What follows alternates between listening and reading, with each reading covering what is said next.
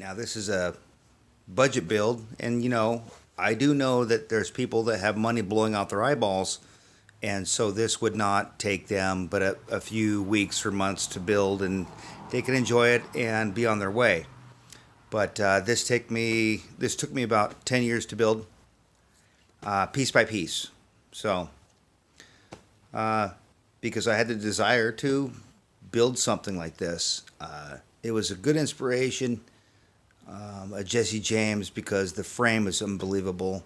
Still love it. So here it is.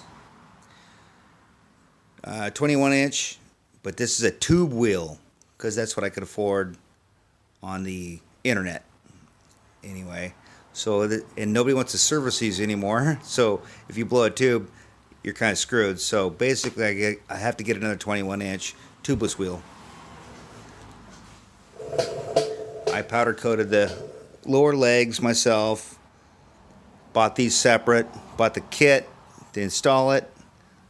Went through different lengths of forks there because the ones I first got was too short. I still think I need to go another 2 inches, but it sits pretty flat and straight. So it's in the geometry is about right now. I think they're 6 over or 4 over. Yeah, I think they're 6 over now. But got this off of eBay. It was chrome, so I powder coated it black. Harbor Freight powder coating looks great, just like these. Clean it up.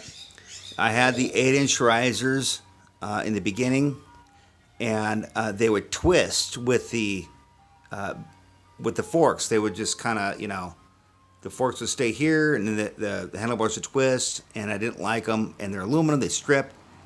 So I got these, like the dog bone, so it's solid, bolted to it.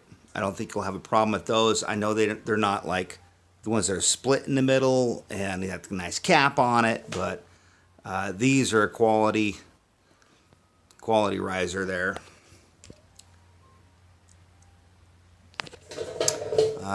8-inch, I think.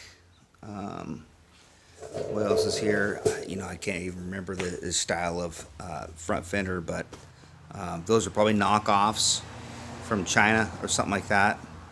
But gunslingers, something like that. I painted the bike. I liked it black and I never got the chance to do root beer pinstriping on it yet. I still have to find a guy that I like, but it's a 2-inch out frame, and well, this is 4. No, sorry, it's 4. 4-inch. It's like I said, this is on the fly. I haven't been out in my own garage in quite a while, so I think it's 4-inch up, 4-inch out. This engine I bought off eBay from Speaker Built. I'm really not sure if they are in business anymore. And that cost me about $2,200. I do love the choke. This is another item you can find on there where you don't have a cable coming off and all that stuff. It's just really great. You pull it out, you turn it, starts right up. I had to go for the Iron Cross, even though this is an expensive deal from that company. But you have to have that. So the exhaust, we call it the SS, right? I mimicked that. I got a bunch of bends. I went to an exhaust shop and did a bunch of bends. I just haven't bent some pipes. And like these right here were at a 90 degree. I had them bent at a 90 degree, then I cut them out myself. I think it's a 6-inch baffle in it, welded into it. Okay. And then the tips were welded on after that. It looks really nice even without the wrapping on it, but I wanted to try to keep it cool. These were off of Craigslist, off of a Sportster or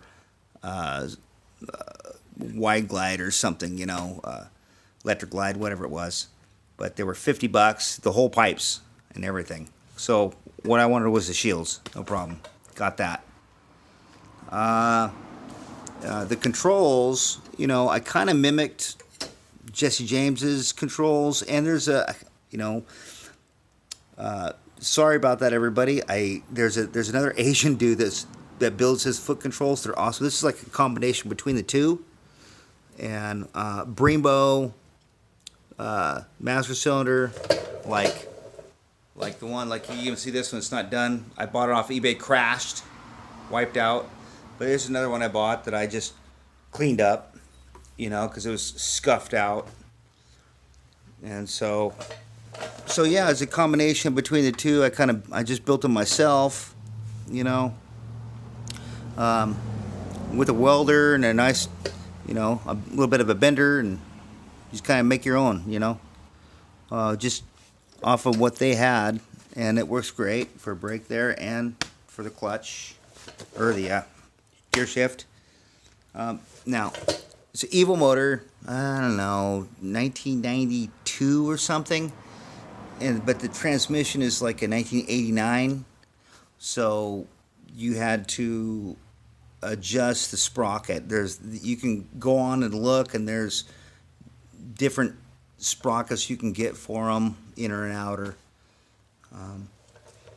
I couldn't go without the seat, which is probably a knockoff. I have no freaking clue, but cost a bunch of cash. And then I kind of made my own bracket system. It didn't work out the way I wanted it to, so I had to put some bushings in it, but to keep it from rocking a little bit. But made my own plate for it, and this could be completely done differently at this point, very easily. But I just went with that, whatever, and the fender struts I handmade with a wood saw, kind of a jig, and so I cut them out, by hand, and bent them because one side's bent pretty good because you have to bend it out. And I really hated to do this, but you had to put lights on it. I didn't want to have blinkers, but I have to ride at nighttime, so you can't just use hand signals. Whatever. This is Washington and in Oregon here, where I'm close to. So, handmade license plate, bracket there.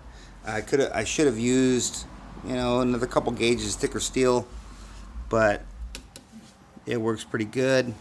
And the bracket, now this right here, the plate in the back is a chrome from a 1940 Ford or something like that. The chin on it, where the fenders bolt to, and I handmade this bag. Like I said, this is one off, guys, so hang with me. You can couple pistols in here if you wanted to, right in there. And you can buy these little rivets, they screw on, and some of them punch in. And you can see it's kind of some screw in, but it's a nice little handmade bag.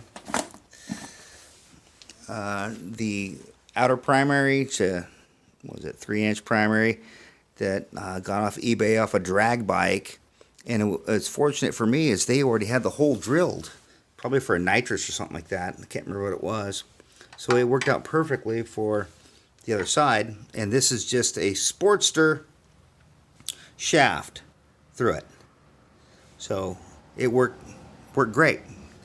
You make your own shaft in between, and everything's really nice there.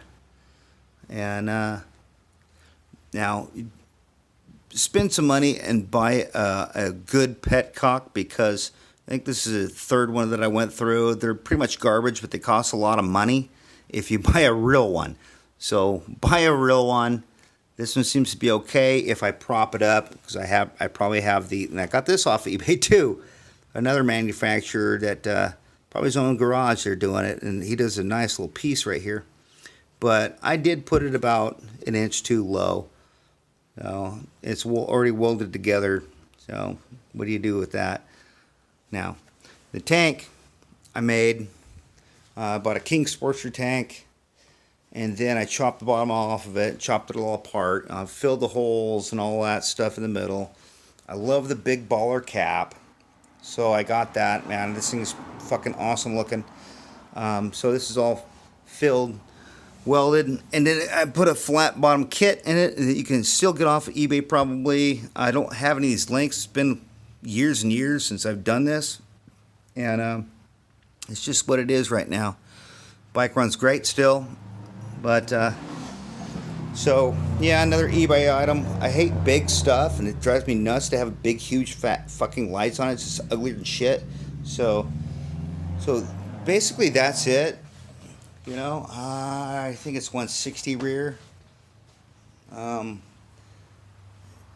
So yeah, if you can do some hand fabrication, then yeah, you can build yourself a pretty cool bike. Now, why this has not been on the street? Well, I really haven't had time.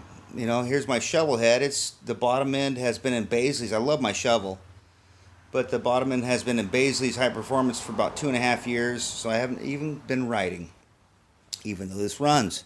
Haven't tagged it yet, but I do plan to. I would love to. It rides great. I've only ridden this about maybe 10 times, you know, around my neighborhood. So it's been sitting here since I moved to this house about 3 years. So anyway, that's all I got to say right now. And if you have any comments or questions, let me know and I can try to answer them for you. Okay, thanks a lot.